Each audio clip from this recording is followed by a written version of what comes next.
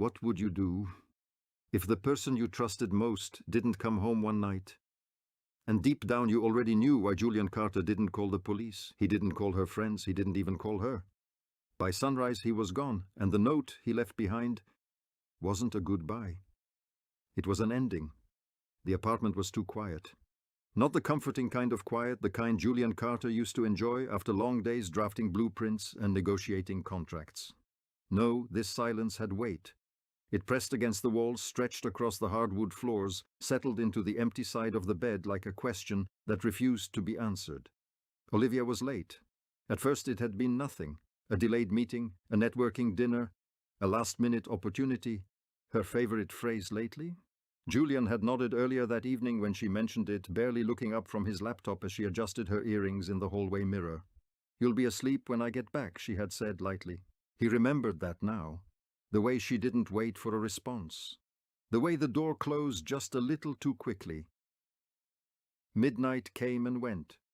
Julian sat in the living room, the city lights of Manhattan flickering through the glass like distant signals. His phone rested on the coffee table. No messages, no missed calls. He didn't reach for it. Instead, he replayed the past 3 months in his mind, not as memories, but as patterns. Olivia smiling at her screen when she thought he wasn't looking. The sudden password on her phone. The way she had started dressing, not for him but for rooms he wasn't in. And the lies. Small ones at first, then bigger, then seamless. By 2:17 a.m. Julian stopped pretending this was about being late. He stood up slowly, walking toward the bedroom. Her side of the closet was open, too organized, too curated, as if she had begun preparing for something long before tonight.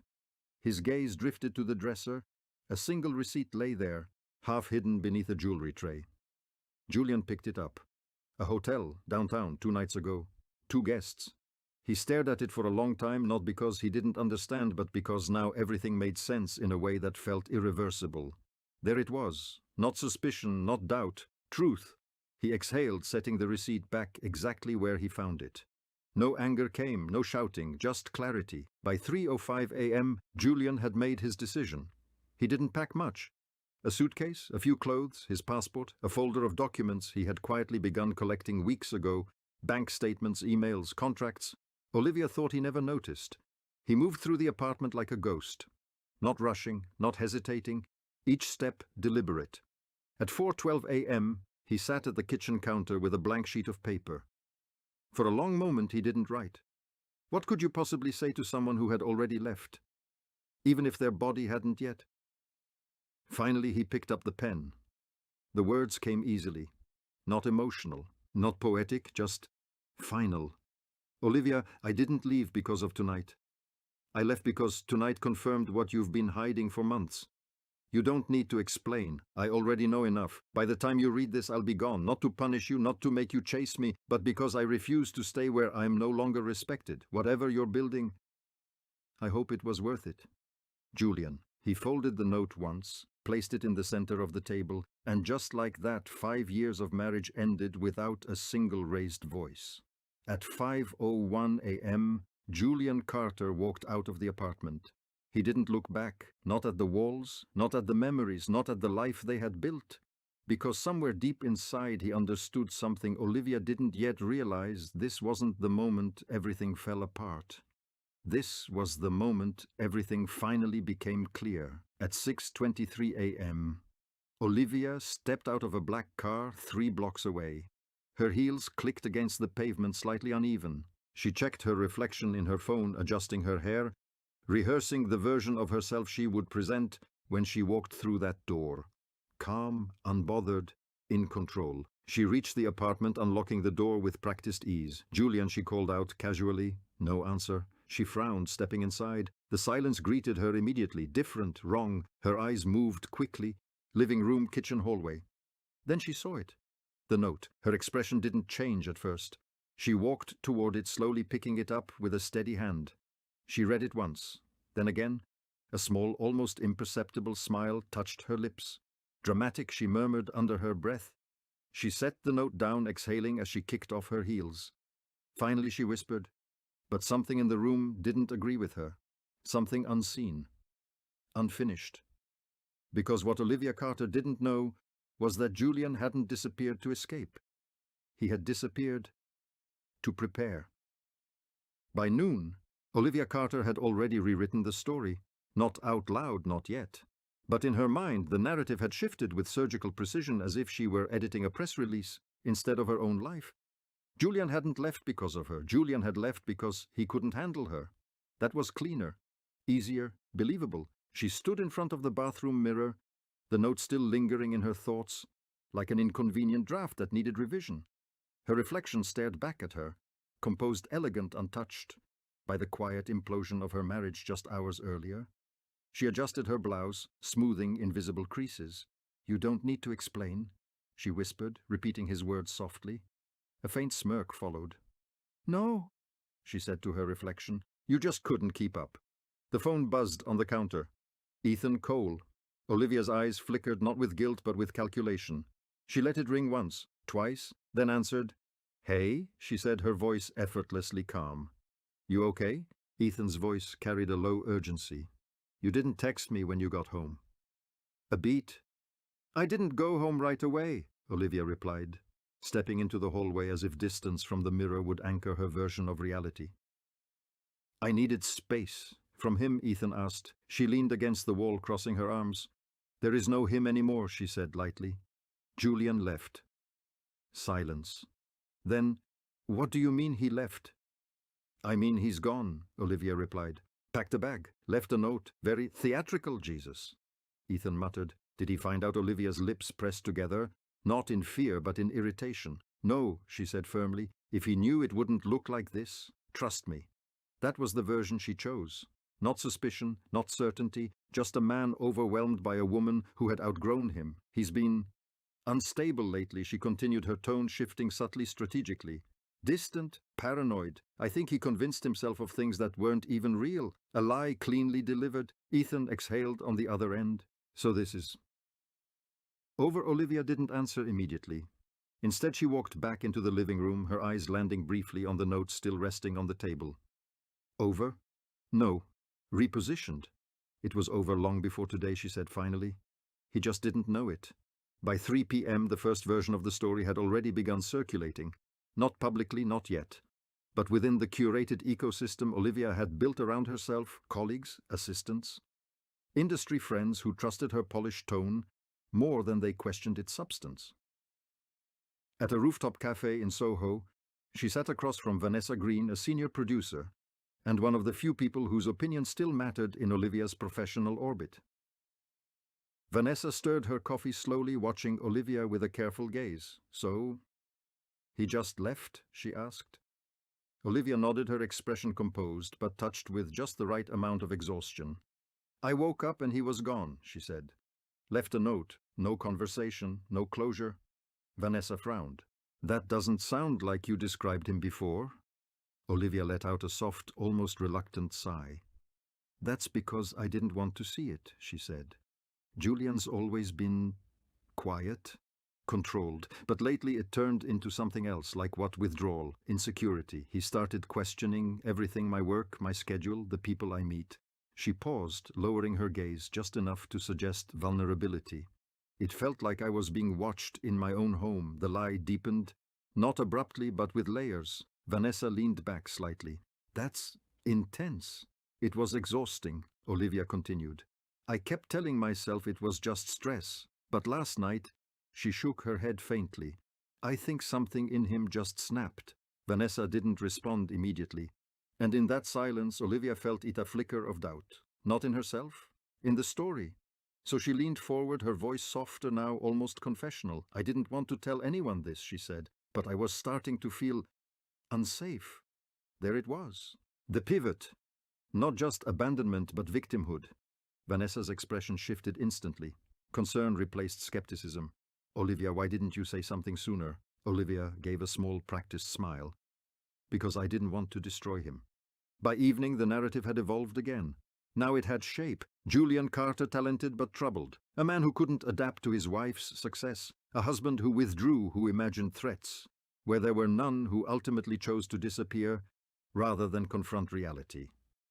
And Olivia resilient. composed. A woman moving forward. On Instagram, her latest post appeared at 7:42 p.m. A photo from last week's panel event. Perfect lighting, perfect posture. Caption: growth often requires letting go of what no longer aligns with who you're becoming. Comments flooded in within minutes. So proud of you. You deserve better. Strong women choose themselves. Olivia watched the notifications rise, her thumb hovering over the screen. Validation. Not truth, but something louder. Later that night, she arrived at Ethan's penthouse. The city stretched endlessly beyond the glass walls, glowing with possibility. He greeted her with a glass of wine already in hand, studying her face carefully. "You don't look like someone whose husband just left," he said. Olivia took the glass, stepping past him. "Maybe because I'm not pretending it's a tragedy," she replied. Ethan followed her, his tone quieter now. "You're sure he doesn't know?" She turned, meeting his gaze directly. If he knew, she said, he wouldn't have walked away quietly. There was conviction in her voice, but not certainty. Ethan hesitated, then nodded slowly. "All right," he said. "Then we move forward." Olivia smiled faintly. Forward, yes, that was the plan. She set her glass down, stepping closer to him, allowing the moment to shift into something more physical, more immediate, something that required no reflection. But as Ethan's hand brushed against her waist, something flickered in the back of her mind. Not guilt, not regret, just a single inconvenient thought: I already know enough. Julian's words, calm, final, too calm. Her eyes drifted briefly toward the city outside. For the first time that day, the silence returned. Not loud, not overwhelming, just present, waiting. Across the country, in a quiet, unfamiliar apartment far from Manhattan, Julian Carter sat alone at a desk. A laptop open in front of him. On the screen, emails, hotel records, financial transfers, names, dates, patterns, not guesses, not suspicions, evidence. He moved through them methodically, his expression unreadable. No anger, no hesitation, only focus. A man rebuilding not just his life, but the truth. And somewhere between the lines of data and deception, one thing became clear. Olivia wasn't just hiding an affair, she was building something on top of it. Something public, something fragile. Julian leaned back slightly, his gaze steady. "All right," he murmured under his breath. Then almost imperceptibly he began to plan. The apartment Julian rented didn't exist in any meaningful sense. It had an address, of course, a narrow building tucked between a laundromat and a closed-down bookstore in a quiet part of Chicago. But nothing about it suggested permanence. The furniture was minimal, the walls were bare, even the air felt temporary, as if it hadn't decided whether to stay. That was intentional. Julian Carter wasn't here to build a life, he was here to dismantle one. At 6:10 a.m. he was already awake, not because he couldn't sleep, but because sleep had become unnecessary. His mind no longer wandered, it moved with direction now, each thought connected to a purpose he had chosen with unsettling clarity. The laptop screen illuminated the dim room. Folders lined the desktop. Olivia, personal financials. Ethan Cole, timeline. He clicked into the last one. A calendar expanded across the screen, each date marked with precise annotations. Meetings Olivia had mentioned, events she had attended, nights she claimed she was working late. Julian cross-referenced them with hotel records, private bookings, recurring patterns, same locations, same time frames, same name appearing again and again: Ethan Cole. He didn't react to it anymore. The first time had been different. The first time he saw the name connected to a reservation, his hand had stilled on the mouse, not in shock but in confirmation, like a final piece of a puzzle sliding into place, locking everything else into meaning. Now it was just data. And data didn't lie. He opened another file. Email threads recovered. Months ago, Julian had done something Olivia never imagined he would. He paid attention, not in obvious ways, not by demanding answers or checking her phone in secret, but by noticing patterns. The rhythm of her typing, the timing of her notifications, the subtle shift in her tone when certain names came up. And then quietly he adapted. A shared cloud account she forgot to log out of. An email backup linked to an old device, fragments. At first they meant nothing. Then they meant everything. From Olivia Carter to Ethan Cole. Subject: tomorrow, last night was reckless. We need to be more careful. He's starting to notice changes. Julian paused. Not because it hurt, but because of the wording. Changes, not guilt, not regret, just inconvenience. He scrolled further. You worry too much. He doesn't see you the way I do. Ethan. Julian leaned back slightly, exhaling through his nose. No anger, no bitterness, just understanding.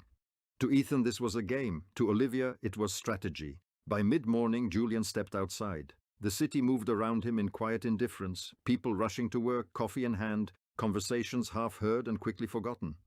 He blended into it effortlessly. No one looked twice at him, no one knew what he carried. And that anonymity was power.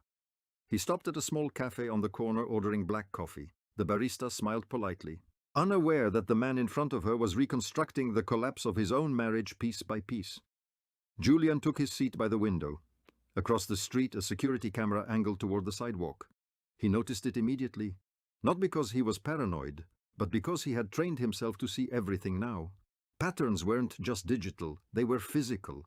And once you understood how people moved, how they repeated themselves, how they relied on routine, you could predict them, track them, prove them. Back in the apartment, the evidence grew.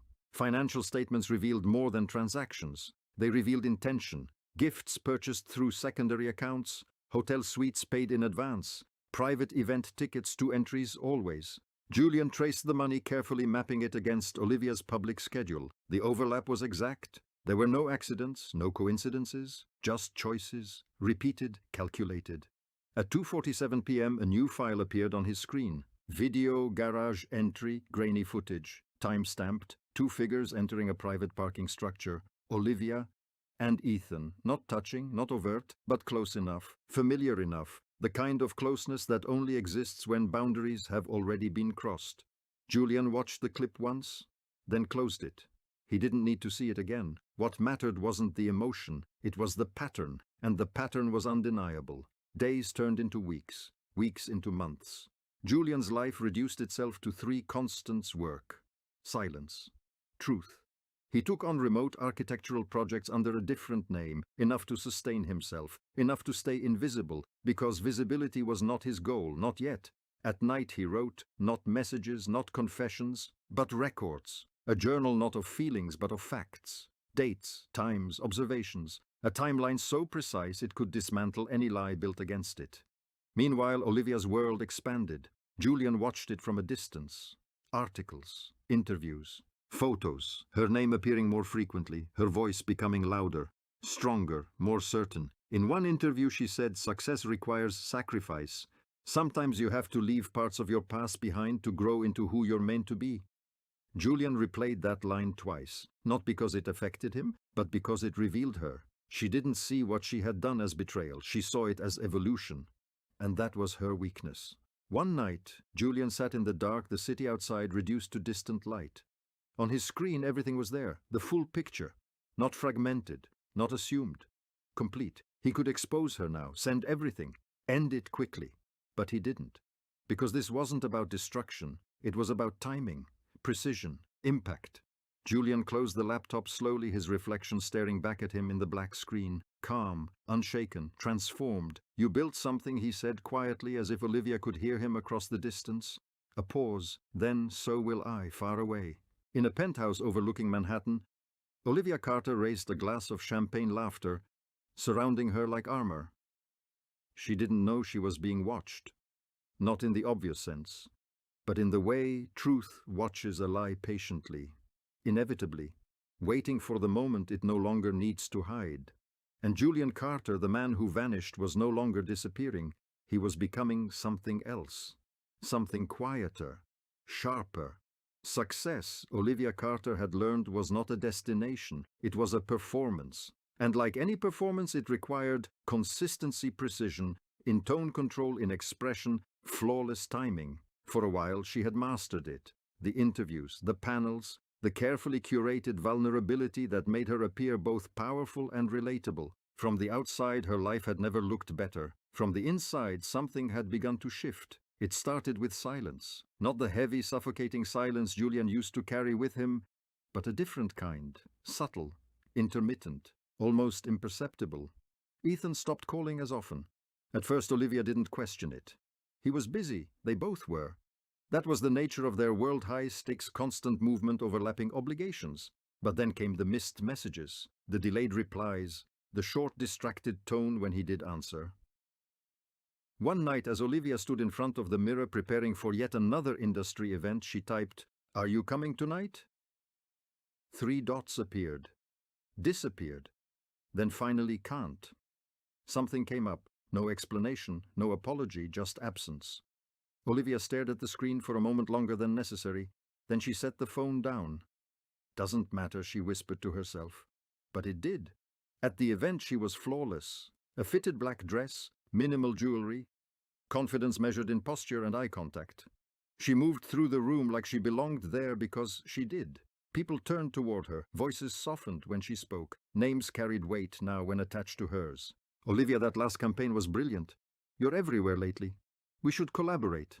She smiled, listened, responded with just enough warmth to remain admired, but never enough to appear accessible. Control. That was the key. But as the night progressed, something slipped. Not visibly, not enough for anyone to call it out. Just small inconsistencies. A question repeated twice because she hadn't registered it the first time. A delayed reaction to a joke, a glance toward the entrance once, then again, then a third time. Looking for someone who wasn't coming. "Everything okay?" The voice came from behind her. Olivia turned to see Daniel Reeves, a senior executive she had worked with briefly months ago. Observant, measured. The kind of man who noticed what others ignored. "Of course," she replied smoothly. He tilted his head, slightly studying her. "You seem distracted." She smiled, controlled, effortless. "Just tired," she said. "It's been a long few weeks." Daniel nodded, but his eyes didn't quite agree. "Be careful," he said quietly. Olivia's smile didn't falter, but something in her chest tightened. "About what?" He took a sip of his drink before answering. "In this industry," he said, "success attracts attention." A pause. "Not all of it is supportive." Olivia held his gaze. "I can handle attention." Daniel's expression remained neutral. "I'm sure you can," he said. "Just make sure you know where it's coming from." Later that night, Olivia stood alone on the balcony, the city stretching endlessly below her. Her phone buzzed. "Ethan." Finally, she answered immediately. "Hey, hey," he said.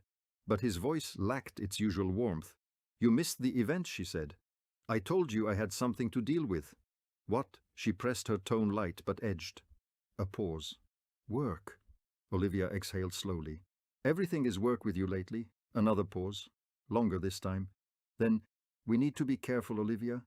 The words landed differently. Not like concern, like distance. She straightened slightly. "Careful about what?" "You're getting more visible," Ethan said. "More attention. People are starting to connect dots." Her grip tightened around the phone. "There are no dots to connect," she said firmly. "Don't be naive." The shift in his tone was subtle but unmistakable. Not playful, not intimate, strategic. "We've been seen together," he continued. "More than once. That doesn't mean anything. It means enough." Silence stretched between them. Then Olivia spoke quieter now. "You said he didn't know." "I said I thought he didn't." Ethan corrected. Something cold slid beneath her skin. "What are you implying?" "I'm not implying anything," he said quickly. "I'm just saying we need to slow down, slow down." The phrase echoed in her mind, not as advice, but as retreat. "You're pulling away," she said. "No," Ethan replied. "I'm being smart. Those aren't the same thing." Another pause, then softer. "This was never supposed to be permanent, Olivia." There it was. Not a confession, not an ending, but a repositioning. She felt it instantly, the shift in power, subtle but undeniable. For the first time since Julian left, something slipped beyond her control. "I have to go," Ethan said. "Of course you do," Olivia replied, her voice perfectly steady. The line disconnected. Olivia lowered the phone slowly. The city lights blurred for a moment, not from tears but from something sharper. Recognition. This wasn't about Julian anymore. This wasn't even about Ethan. This was about control and the realization that she might be losing it. The whispers started days later. Quiet at first, almost untraceable, a conversation that stopped when she entered a room. A glance exchanged between colleagues that lasted half a second too long. A question phrased too carefully. "Have you worked with Ethan recently? I heard you've been collaborating more closely." Nothing direct, nothing provable, but enough to feel. At a morning meeting, Olivia presented a new campaign proposal with her usual precision. Slides moved seamlessly. Data aligned perfectly. Her voice never wavered. But when she finished, the response was slower than expected, polite, measured, not the immediate enthusiasm she had grown accustomed to. Across the table, Daniel Reeves watched her again. Not impressed, not critical, just aware. After the meeting, he approached her quietly. "Walk with me," he said. She hesitated for a fraction of a second, then followed. They moved down the hallway in silence before he spoke. "You're good," Daniel said. "I know," Olivia replied. A faint smile touched his lips. "That's not the issue." She glanced at him. "Then what is—" He stopped, walking, turning to face her fully. "Perception." The word lingered. Olivia's expression hardened slightly. "I've built my reputation carefully, and that's exactly why you should protect it," Daniel replied. A pause. "Then because right now, it's starting to shift." Olivia held his gaze unblinking, based on what she asked. Daniel didn't answer immediately. Instead, he reached into his jacket and pulled out his phone. Tapped once, then turned the screen toward her. A photo. Grainy. Taken from a distance, but clear enough. Olivia and Ethan, entering a building together, late, close, too close. Her stomach tightened, but her face didn't change. "This doesn't prove anything," she said. Daniel studied her for a moment. "No," he agreed. "It doesn't. A beat. But it suggests something." Olivia handed the phone back without hesitation. "People suggest things all the time," she said coolly. Daniel nodded slowly. "They do." Then quieter, "And sometimes they're right." That night, Olivia stood alone in her apartment. The same apartment Julian had left. Nothing had changed. And yet everything had. Her eyes drifted to the kitchen table. The note was gone. She had thrown it away days ago, but the words, they hadn't left. "I already know enough." For the first time, she wondered if that had been true. Across the country, Julian Carter opened a new file. Event: Global Media Summit. Date confirmed. Attendees listed. Investors, executives, press. And Olivia Carter, keynote speaker. Julian studied the details carefully. Every name, every connection, every opportunity. Then he closed the file, not with hesitation, but with certainty. The cracks were there now, visible, spreading. And Olivia, for all her control, all her precision, could feel it. Something was coming. She didn't know what. She didn't know when, but for the first time since that night, she wasn't ahead of the story anymore. And somewhere just beyond her reach, Julian was. The email arrived at 8:06 a.m. Subject line: confidential new investor confirmation. Olivia Carter read it twice, then a third time. Her expression didn't change, but something behind her eyes sharpened like a lens, adjusting to a detail just out of focus. She sat at the kitchen counter, coffee untouched, the city, already alive beyond the glass windows. The Global Media Summit. Her summit. Months of work, strategic partnerships, carefully negotiated appearances. This wasn't just another event, it was the moment that would define her career. And now a new investor had entered the equation. Last minute. Anonymous. Anonymous, she repeated aloud, the word tasting wrong. Her assistant Rachel stood across from her, tablet in hand. "They requested discretion," Rachel said. "It's not uncommon at this level. Some investors prefer to stay behind the scenes." Olivia's fingers tapped lightly against the edge of her mug. "Not at this level," she replied. Rachel hesitated. "They've already transferred the funds," she added. "Full backing, no negotiation." That made Olivia pause. No negotiation meant no leverage. No leverage meant no control. And that was unfamiliar. "Who vetted them?" Olivia asked. "Our legal team. Everything checks out financially, at least. The entity is clean, structured through multiple layers, but nothing illegal." "Of course it isn't," Olivia murmured, "because whoever they were, they wanted to stay hidden." She stood up slowly, walking toward the window. The skyline reflected faintly against the glass, her own image layered over the city like a projection. "Fine," she said after a moment. "We proceed." Rachel blinked. "That's it." Olivia turned, her expression composed. "They're funding the event, not running it," she said. "We stay in control." Rachel nodded, though uncertainty lingered in her posture. "Understood." As she turned to leave, Olivia added, "Keep me updated on any communication from them, directly." "Of course." The door closed. And just like that, Olivia was alone again. She didn't move for a long moment. Then slowly she reached for her phone, scrolled, stopped. Ethan. She hadn't heard from him in 2 days. Not unusual, she told herself. Not anymore. Still she typed, "We need to talk." She stared at the message, then deleted it. Control wasn't maintained through need. She had learned that lesson. By midday, the whispers had evolved. They weren't louder, just more structured. At the office, conversations shifted subtly when she entered. Not abruptly, not enough to accuse, but enough to register. Enough to confirm that something was circulating. "Have you met the new investor yet?" The question came from Mark Halpern, one of the board members, as they walked toward the conference room. Olivia didn't break stride. "They've chosen to remain anonymous," she said smoothly. Mark raised an eyebrow. "That's unusual, not unprecedented." He studied her for a moment. "Well," he said lightly, "whoever they are, they've got excellent timing. The summit just became a lot more interesting."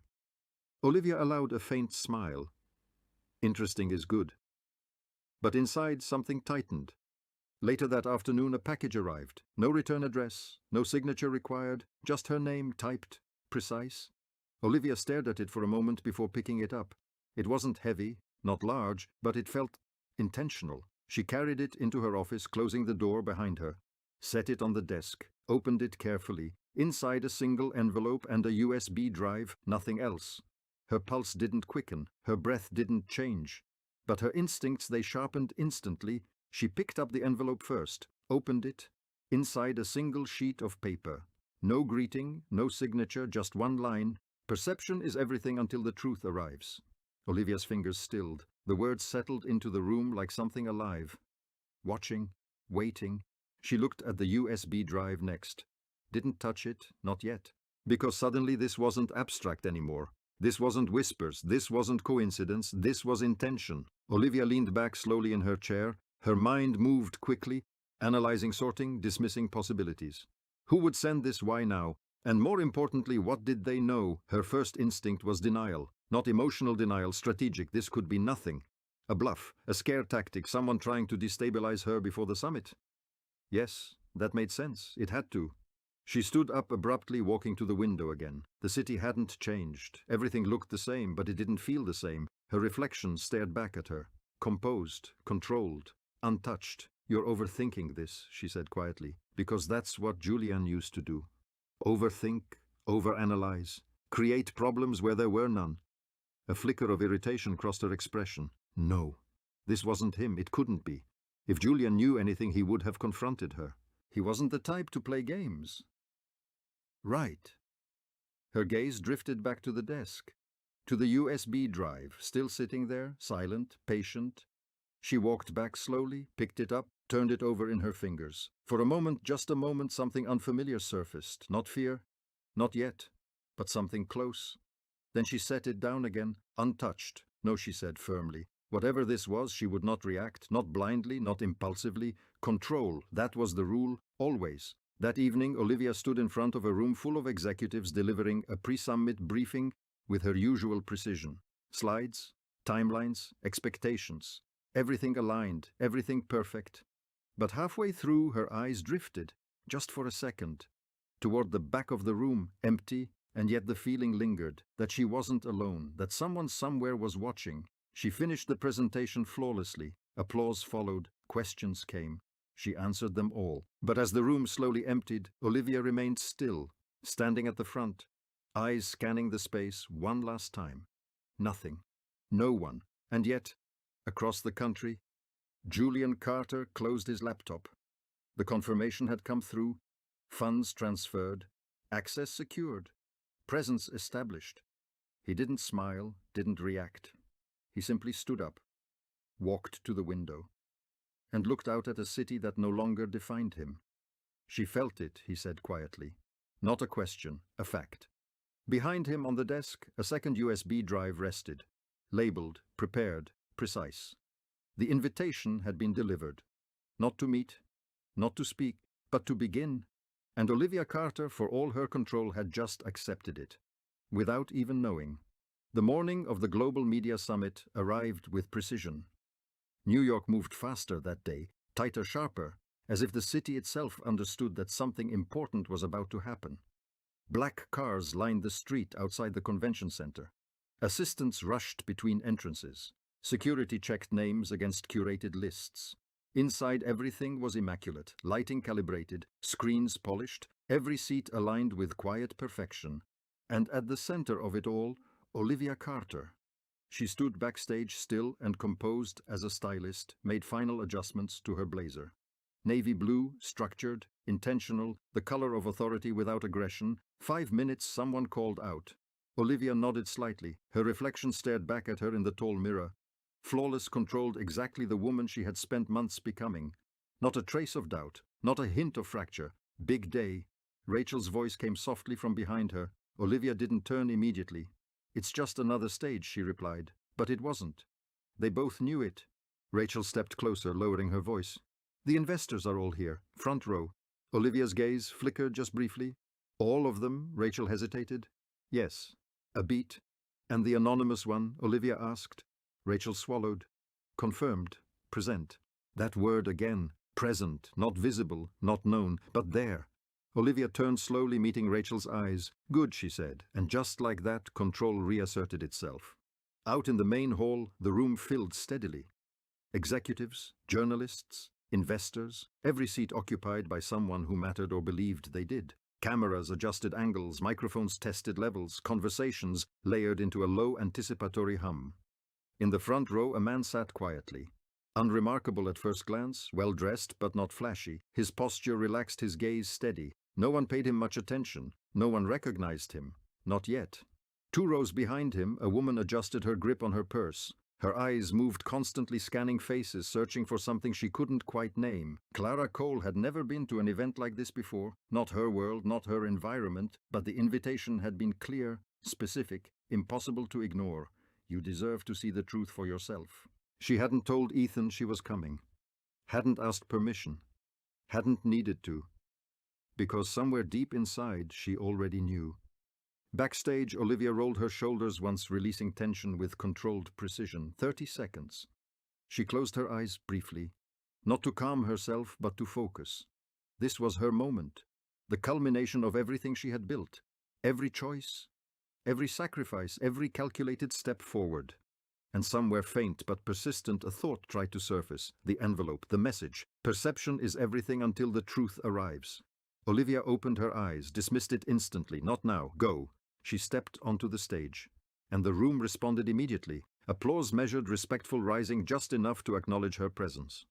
Olivia walked to the center, each step deliberate, each movement controlled. She paused, looked out at the audience, and smiled. Good morning, she began. Her voice carried effortlessly, clear, confident, practiced. It's an honor to stand here today, surrounded by people who understand the power of narrative. In the front row, the man didn't move, didn't react. He simply watched. Olivia continued, her rhythm flawless. In today's world, perception isn't just important, it's everything. The way we present ourselves, the stories we choose to tell. Clara shifted in her seat. Something in Olivia's words, in her tone, felt wrong. Not false, but incomplete. Across the room, Daniel Reeves sat with his arms crossed, observing carefully. Not the speech, not the slides, Olivia. Because something about today felt different. Backstage, Rachel checked her phone. A new message appeared. Unknown number, everything is in place. Her breath caught slightly. She looked up toward the stage, toward Olivia, then back at the screen. Everything, she whispered. On stage, Olivia moved into the second part of her speech, more personal, more intimate. There's a belief that success requires sacrifice, she said, her voice softening just enough to draw the audience in. That to grow, we must leave parts of ourselves or others behind. A pause, perfectly timed. I disagree. The audience leaned in. True success, Olivia continued, is about evolution, about becoming who you were, always meant to be, without apology. In the front row, the man finally moved, just slightly, leaning forward, and in that moment Olivia's eyes shifted. Barely, just a fraction, but it was enough. She saw him, not clearly, not fully, but something about the stillness, the focus, the absence of reaction. It didn't belong, her voice didn't falter, her posture didn't change, but inside, something tightened. She moved forward in the speech, adjusted her pacing, reclaimed the rhythm, control, always control. But as she spoke, her awareness expanded. The room felt different now, heavier, more intentional. Her gaze swept the audience again, and that's when she saw Ethan, standing near the back, late, watching. Their eyes met. And for the first time he didn't smile. A flicker, brief but real. Something was wrong. Olivia's pulse shifted just slightly. Not enough to show, but enough to feel. She turned back to the audience, continued, because in the end the truth of who we are always finds its way to the surface. The words left her mouth and hung there for a second too long. In the front row the man leaned back again, calm, unmoved. Behind him, Clara's fingers tightened around her purse, her eyes now fixed not on Olivia but on Ethan. And slowly, piece by piece, the stage was no longer just a platform, it was a setup, every seat filled with someone who mattered, every angle accounted for, every truth waiting. Backstage, Rachel's phone buzzed again. Now. She froze. Out on the stage, Olivia Carter stood at the height of her power, admired, respected, in control, and completely unaware that the moment she had spent months preparing for was no longer hers. In the front row, Julian Carter finally stood. Not rushed, not dramatic, just precise. The room didn't notice at first, but it would, because the stage had been set, and the truth was about to arrive. At first no one noticed him. Julian Carter stood from the front row with the same quiet control that had defined every step of his return. No sudden movement, no raised voice, just a man adjusting his jacket as if preparing to leave early. On stage, Olivia continued speaking, because authenticity is the foundation of trust, and without trust, she stopped. Not abruptly, not enough for the audience to register immediately, but enough, because now she saw him clearly, Julian. For a fraction of a second, something broke beneath her composure, not visibly, but internally, like a glass surface cracking beneath pressure. No, that wasn't possible. Her mind moved quickly, faster than panic, faster than fear. He wouldn't come here, he wouldn't do this, he's not that man. And yet there he was, walking forward. Without trust, Olivia repeated smoothly, recovering mid-sentence, there is no real connection. A few polite nods in the audience, no one else understood yet. Julian reached the aisle, stopped, looked up at her. No anger, no accusation, just presence. Olivia held his gaze for exactly 1 second longer than necessary, then looked away. Continued, because stopping would mean acknowledging him, and acknowledging him would mean losing control. But control was already slipping. Near the back of the room, Ethan straightened his expression, tightening. 2 rows ahead, Clara's breath caught quietly. Daniel Reeves leaned forward, his attention sharpening. Something was happening. They could feel it. On stage, Olivia moved to her final segment, her strongest part, the closing that always secured applause. Because in the end, the story we tell the world becomes the truth they believe. Julian moved again, this time toward the side of the stage. A technician noticed him first. "Sir, you can't." Julian stopped just close enough, reached into his jacket, and held up a badge. Clean, official, authorized. The technician hesitated, just long enough. Julian stepped past him. On stage, Olivia finished her sentence, and that truth defines everything. Applause began, measured, building, and then it stopped, because Julian Carter walked onto the stage. No announcement, no introduction, just interruption, precise, unavoidable. Olivia turned fully now, no choice left. The room shifted instantly. Confusion rippled outward, cameras adjusted, whispers began. Julian didn't rush, didn't raise his voice. He simply approached the center and stopped a few feet from her. For a moment, neither of them spoke. And in that silence, everything changed. Olivia was the first to recover, her expression softened slightly, controlled, careful. "A performance, Julian," she said, her voice carrying just enough surprise to feel genuine. "This isn't the place." "It's exactly the place," he replied. His voice wasn't loud, but it didn't need to be. The room had already fallen silent. A beat. Olivia smiled faintly, a warning disguised as warmth. "We can talk about this privately," she said. "You don't need to do this here." Julian tilted his head slightly, studying her. "I don't need to talk," he said calmly. "I need to show a flicker, quick but real." Olivia stepped closer, lowering her voice just enough to suggest intimacy, but still audible to the front rows. "You're confused," she said. "You've been under a lot of stress. I understand that." There it was, the first move. Julian didn't react. Behind them, the main screen flickered, once, then again. Rachel stood frozen near the control panel, her hands trembling slightly. Another message on her phone, "Play it." She swallowed. looked at Olivia, at Julian, at the room full of people who could end careers with a single headline. Then she pressed the key. The screen lit up. At first nothing recognizable. Just data, dates, timestamps, then images. Olivia, entering a hotel late at night. A murmur spread through the audience. Olivia didn't turn, didn't look. "This is a misunderstanding," she said immediately, her voice firm now. "Anyone can manipulate images." Another image, clearer, Olivia and Ethan together. Closer this time. Undeniable. Ethan froze in place, color draining from his face. "That doesn't prove anything?" Olivia continued sharply. "Professional meetings happen outside offices all the time." Julian stepped slightly to the side, not blocking the screen, not commanding attention, just allowing the truth to take its place. The next slide appeared. Emails, her words, her voice translated into text. He's starting to notice changes. Silence, heavier now. Olivia's breath shifted, just slightly. "They're taken out of context," she said quickly. "You don't understand the situation." "I understand it completely," Julian replied. Another click. A video, grainy, but clear enough. The parking garage, the closeness, the familiarity. No more room for interpretation. The audience wasn't murmuring anymore. They were watching. Processing, judging. Olivia turned toward him fully now. No softness left, no performance. "You've been spying on me," she demanded. There it was.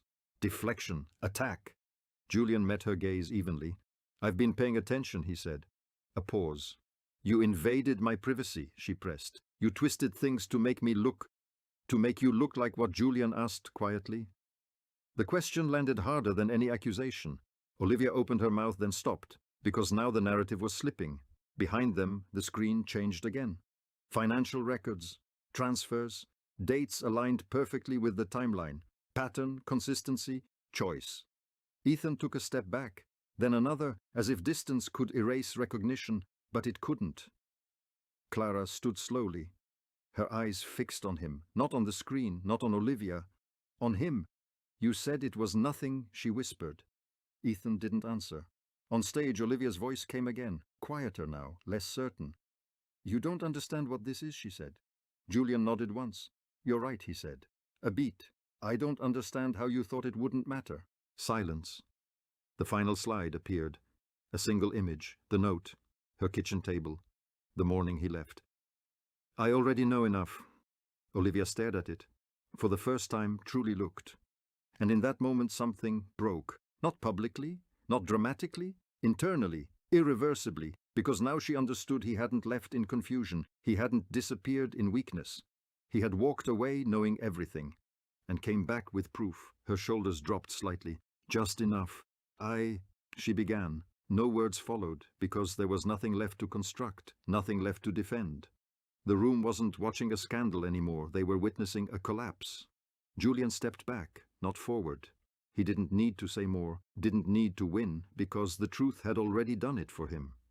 And Olivia Carter, for all her control, for all her precision, stood there in front of everyone with nothing left to hold on to. No one clapped. The silence that followed wasn't empty. It was heavy, deliberate, suffocating. The kind of silence that didn't just fill a room, it judged it. Olivia Carter stood at the center of the stage, under lights that suddenly felt too bright, too exposing. Minutes ago they had crowned her, now they stripped her.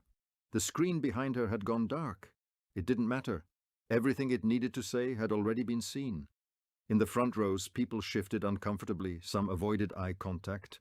Others didn't, choosing instead to watch, to witness, to remember. Phones were no longer hidden. They were raised. Recording, capturing, preserving the moment her carefully constructed identity collapsed in real time. Olivia swallowed. Her throat felt dry, her body unfamiliar, as if it no longer belonged to the version of herself she had spent years perfecting. She turned slowly. Toward Julian. He hadn't moved, still standing there, composed, distant, untouched by the storm that now consumed her. "Julian." Her voice came out softer than she expected, not commanding, not controlled, just human. He said nothing, just looked at her, and that was worse than anger. She tried again, her breath unsteady now. This isn't what it looks like." The words sounded hollow even to her, a reflex. Too late. Julian tilted his head slightly, not confused, not curious, just finished." "You've already said that," he replied calmly.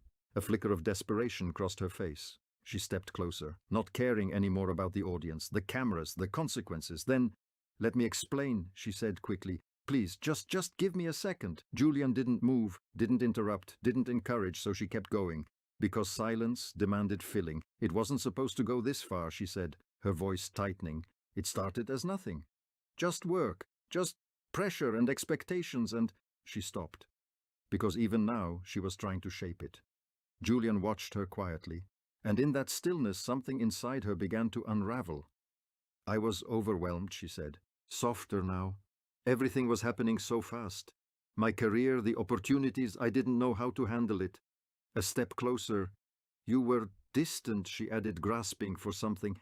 Anything that could shift the weight away from herself. "You didn't see what I was going through. You didn't stop." The word wasn't loud, but it cut through everything. Olivia froze. Julian's gaze didn't harden, it didn't need to. "Don't rewrite this," he said. A beat. "You didn't get lost," he continued. "You made choices." The truth landed with quiet precision. No accusation, no anger, just clarity.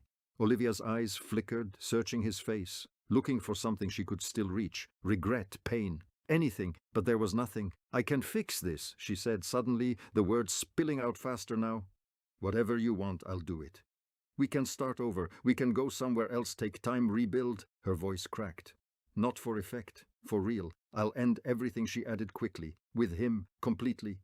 "You'll never have to, you already did." She stopped. Julian's voice remained calm, steady, final. "You ended it the moment you decided I wasn't worth the truth." The words didn't rise. They didn't need to. They settled. Heavy, unavoidable. Olivia shook her head slightly, tears forming now, not dramatic, not loud, but undeniable. No, that's not. "I left that morning," Julian continued. "Not because I didn't love you." A pause. "I left because I realized you didn't respect me." Silence. "And I don't stay where I'm not respected." The sentence closed something. Not just the conversation, but everything. Olivia's composure finally broke. Not loudly, not all at once, but in fragments. Her shoulders lowered, her breath faltered, her eyes no longer calculating, no longer controlled. Searched him one last time. "Please," she whispered. It wasn't a strategy anymore. It was a plea. Julian looked at her, really looked, for the first time since he stepped on that stage.